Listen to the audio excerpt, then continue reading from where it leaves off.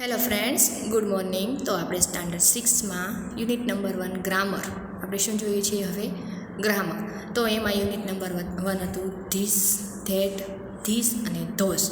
એ વાળું આપણે આગળ જોઈ લીધું. એનો ઉપયોગ ક્યાં થાય છે? તો કે ધીસ, THIS ધીસ છે અને THESE ધીસ એ નિશ્ચિત વસ્તુ, નજીકની વસ્તુ, વ્યક્તિ કે પ્રાણી માં ઉપયોગમાં લેવાય છે. જ્યારે ધેટ, THAT ધેટ અને ધોસ, THOSE ધોસ દૂરની વસ્તુ, વ્યક્તિ કે પ્રાણીમાં ઉપયોગમાં લેવાય છે.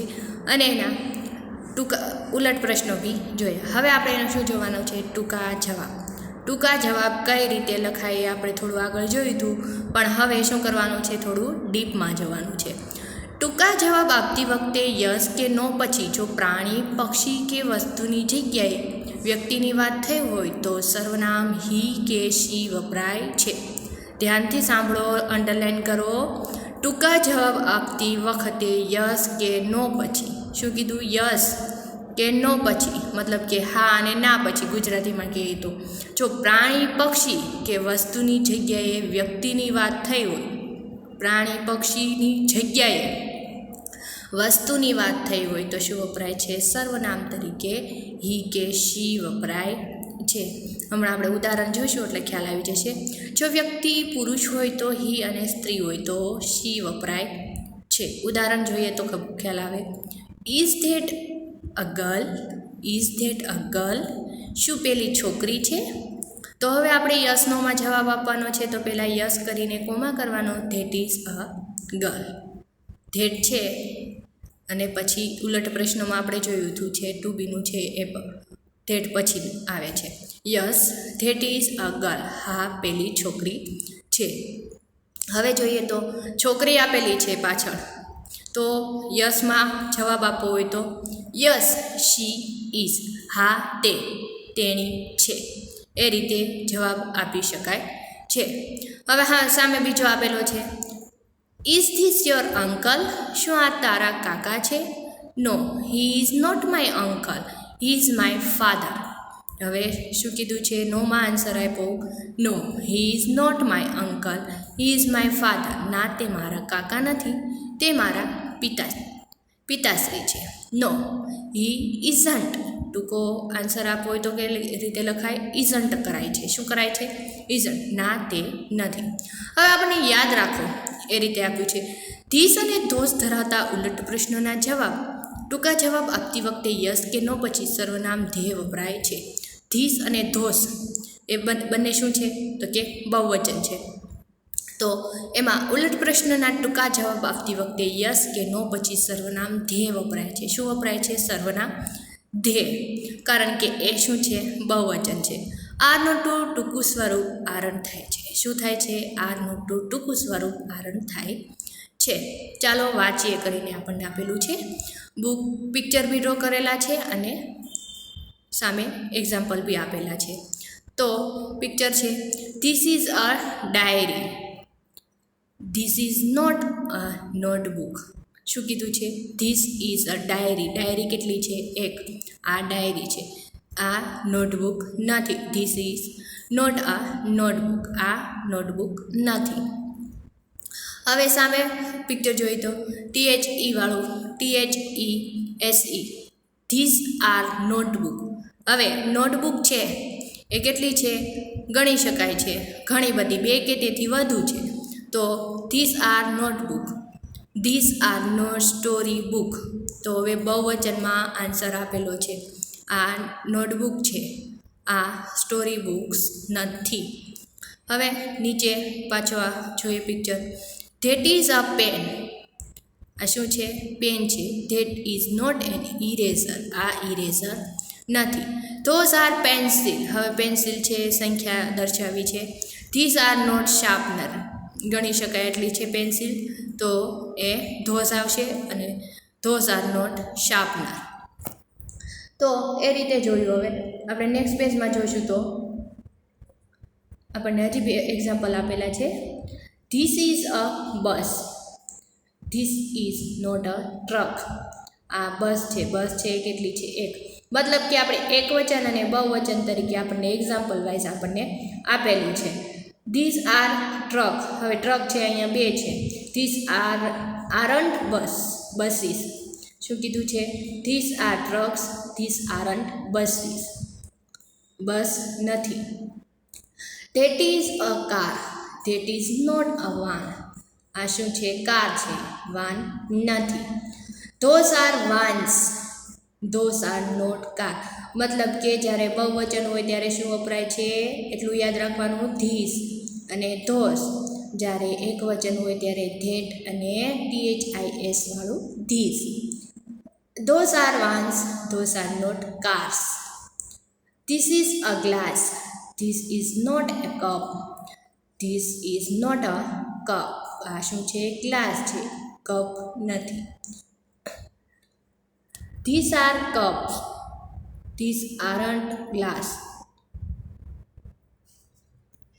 This aren't glass. This are cups, this aren't glass. હવે નીચે છે ધેટ ઇઝ ને નાઇફ. નાઇફ એટલે શું થશે? ચાકુ.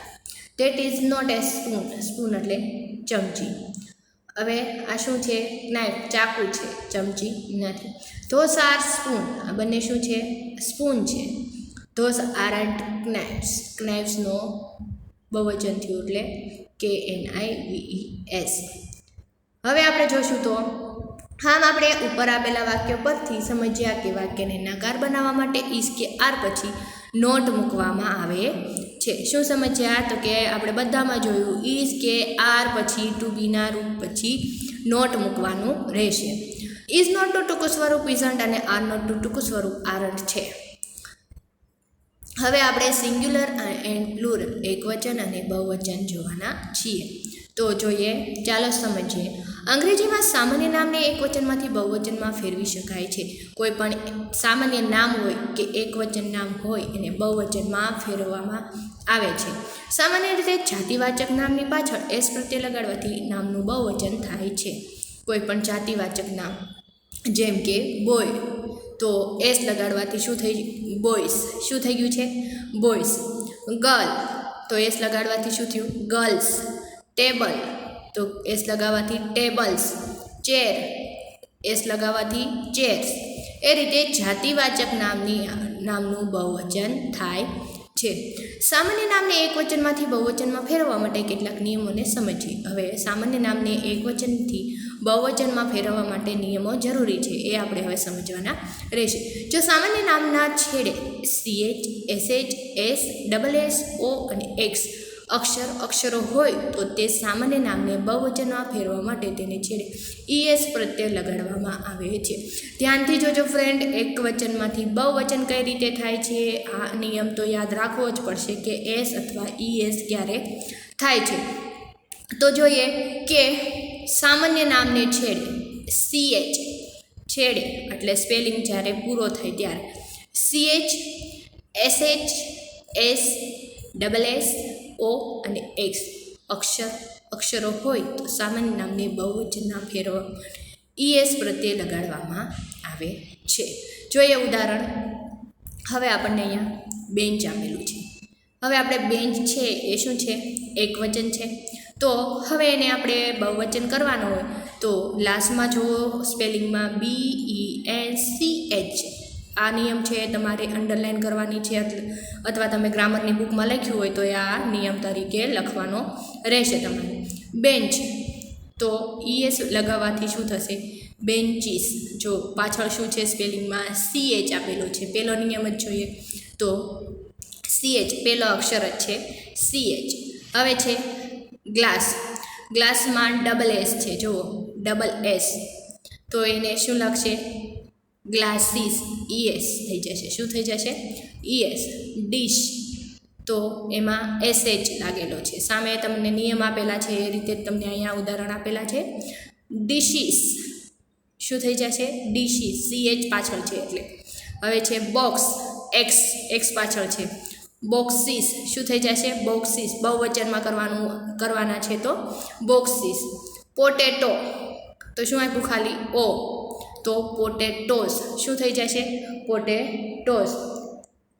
તો આપણે બહુવચનમાં કઈ રીતે કર્યા એ જોવાનું. હવે બીજો નિયમ જોઈએ તો જો સામાન્ય નામને છેડે એફ કે એફઈ અક્ષરો હોય તો તે સામાન્ય નામને બહુવચનના ફેરવા માટે એફ કે એફઈની જગ્યાએ વીઈએસ, આપણે હમણાં નાઇફ જોયું હતું એમાં જ આપણે સ્પેલિંગમાં ચેન્જ જોયો હતો, વીઈએસ પ્રત્યે લગાવવામાં આવે છે. જો સામાન્ય નામને છેડે અંડરલાઇન કરજો અથવા લખજો, જો સામાન્ય નામને છેડે એફ કે એફઈ શું આપવામાં આવ્યું છે, એફ કે એફઈ અક્ષરો હોય તો તે સામાન્ય નામને બહુવચનમાં ફેરવવા માટે એફ કે એફઈની જગ્યાએ શું થઈ જશે, વીઈએસ શું થઈ જશે, વીઈએસ પ્રત્યે લગાડવામાં આવશે. ચાલો ઉદાહરણ જોઈએ. ક્નાઇફ, શું હમણાં મેં કીધું ક્નાઇફ, તો ક્નાઇફમાં KNIVES ક્નાઇવ્સ થઈ જશે, શું થઈ જશે, ક્નાઇવ્સ. એફની જગ્યાએ શું કર્યું છે, VES શું કર્યું છે, ક્નાઇવ્સ.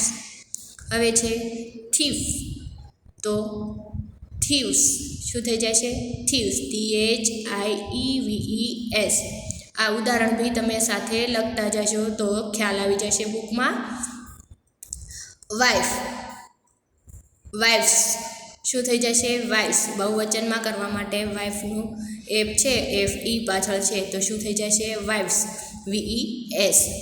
લીફ, તો શું થઈ જશે, LEAVES, લીવ્સ. હવે બીજું ઉદાહરણ જોઈએ. જો સામાન્ય નામને છેડે વાય અક્ષર હોય અને તેના પૂર્વે સ્વર AEIOU હોય તો તે સામાન્ય નામને બહુવચનમાં ફેરવવા માટે તેને છેડે એસ પ્રત્યે લગાડવામાં આવે છે. આ ત્રીજો નિયમ ખાસ ધ્યાન દેજો. જો શું કીધું, જો સામાન્ય નામને છેડે વાય અક્ષર હોય, શું કીધું, વાય, કોઈ પણ સામાન્ય નામને છેડે એટલે મતલબ કે સ્પેલિંગમાં વાય હોય અને એના પૂર્વે પહેલાં સ્વર, આપણને કેટલા સ્વર છે, 5, AEIOU હોય તો તે સામાન્ય નામને બહુવચનમાં ફેરવવા માટે તેને છેડે એસ પ્રત્યે લગાડવામાં આવે છે. સ્વર કોને કહેવાય અને વ્યંજન કોને કહેવાય તે આપણે આગળના વિડીયોમાં જોઈ લીધું હતું, ABCD શીખ્યા ત્યારે. ઉદાહરણ જોઈએ તો ડે. હવે DAY છે, શું છે, DAY, તો વાય છે બહુવચનમાં, વાય આપેલો છે તો બહુવચનમાં વાય તો એમ જ રહેશે, પણ છેડે શું છે, એ આપેલો છે. શું આપેલું છે, એ. સ્વર કયો છે, એ, DAY સ્વર. ડેઝ શું થઈ જશે, ડેઝ. હવે એ રીતે મંકી, એનો સ્વર કયો છે, મંકી. વાય પહેલાં શું છે, ઈ, તો શું થઈ જશે, મંકીસ, એસ લગાવવાનો રહેશે. TOY ટોય, તો કયો છે સ્વર, TOY ટોય, ટોયસ.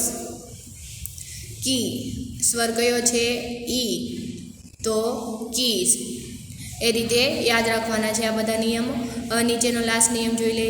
જો સામાન્ય નામને છેડે વાય અક્ષર હોય અને તેના પૂર્વે વ્યંજન AEIOU સિવાય, જો ધ્યાન દેજો, વ્યંજન AEIOU શું છે, સ્વર છે અને વ્યંજન કયા રહેશે, બાકીના છે ABCDમાં એ શું રહેશે, વ્યંજન રહેશે હોય તો તે સામાન્ય નામને બહુવચનમાં ફેરવવા માટે વાય અક્ષરની જગ્યાએ IES પ્રત્યે લગાડવામાં આવે છે. હવે વાયને IESમાં રૂપાંતર કરવાનું રહેશે.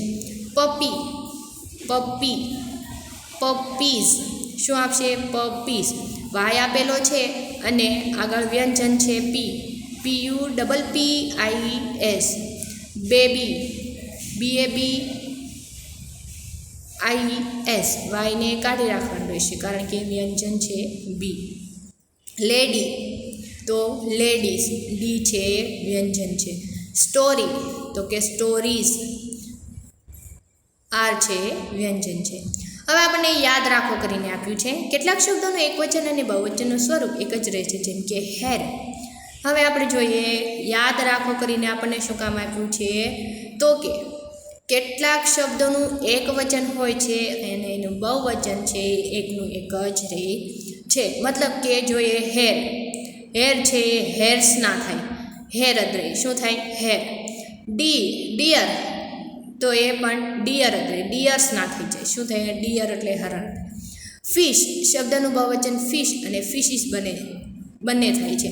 હવે તમે જોશો, તમે એક્ઝામમાં લખ્યું હોય ફિશ આપ્યું હોય તો એનું બહુવચન કરવાનું કીધું હોય તો તમે ફિશ એનું બહુવચન ફિશિસ કરી નાખો તો બી એ ચાલે, કારણ કે પાછળ એસ એચ છે એટલે શું પ્રત્યે લાગે? આગળનો નિયમ જોયો તો પહેલો નિયમ જ તે ES શું લાગે છે? ES. તો તમે ખાલી ફિશ લખો તો ચાલે અને ફિશિસ લખો તો બી ચાલે. હવે જોઈએ, કેટલાક શબ્દોનું બહુવચન અનિયમિત હોય છે. આ બી તમારે તમારી નોટબુકમાં લખી નાખવાનું છે. એટલે જ્યારે એક્ઝામ હોય ત્યારે તમારે સીધું આ બધું ના વાંચવું પડે, સીધું નોટબુકમાંથી જ વાંચવું પડે. ઉદાહરણ વુમન, તો એ વુમન જ રહેશે.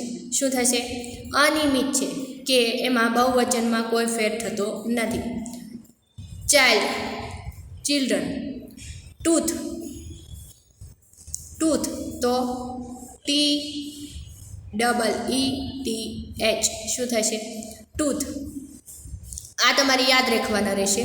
વુમન છે WOMEN, ચાઇલ્ડ ચિલ્ડ્રન થઈ જશે, ટૂથ ટીથ થઈ જશે, ફૂટ ફીટ થશે, મેન MEN મેન થશે, માઉસ માઇસ થશે અને ઓક્સન થશે.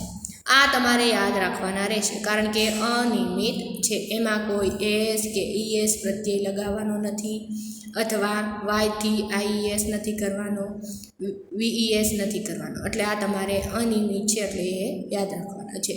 આપેલ કોષ્ટક ખાસ યાદ રાખો. હવે તમને આ કોષ્ટક આપ્યું છે, તમારે ખાસ યાદ રાખવાનું કીધું છે.